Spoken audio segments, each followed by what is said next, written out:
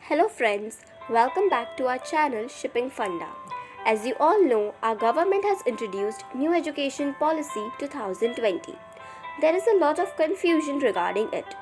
We are trying to explain how this policy is beneficial to students for their overall development. Without any further delay, let us move ahead. With New Education Policy, learning is fun. It gives us growth, knowledge, and power of sharing. Let us see highlights of New Education Policy. New structure of school curriculum. First comes the foundational stage, followed by the preparatory stage. Then comes the middle stage, and lastly the secondary stage.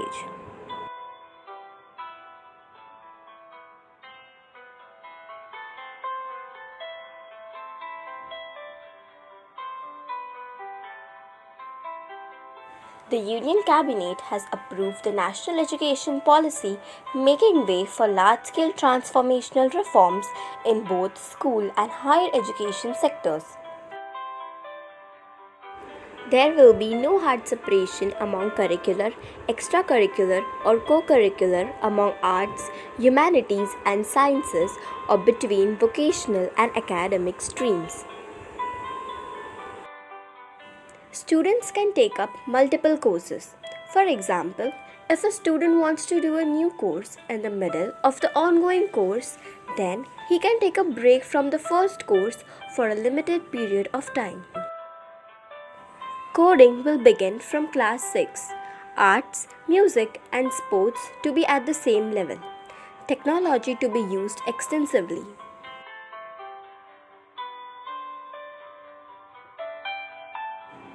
The policy recommends that all students will learn 3 languages in their school.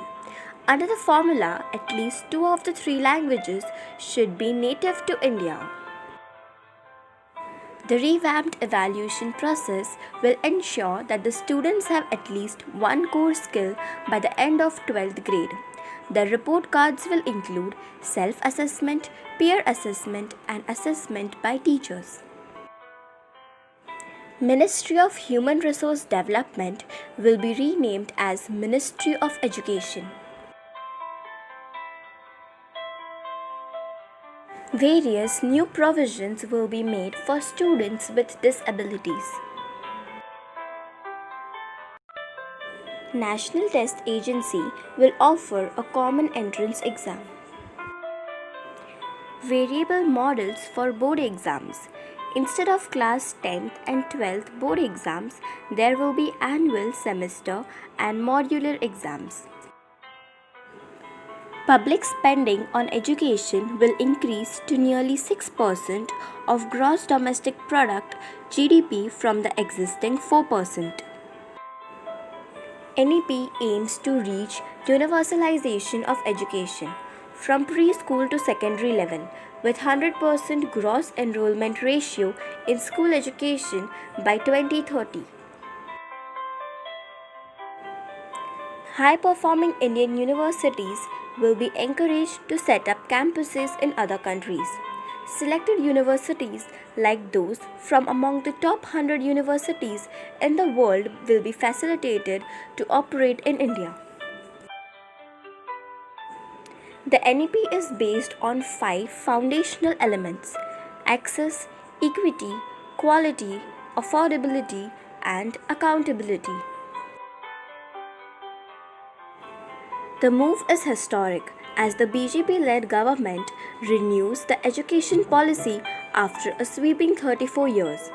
It aims to modernize and elevate Indian education system to global standards. We all should support our government in this historic decision.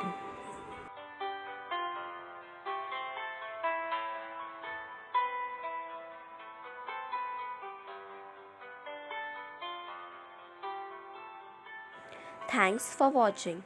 For more such content, like, comment, and subscribe to our channel.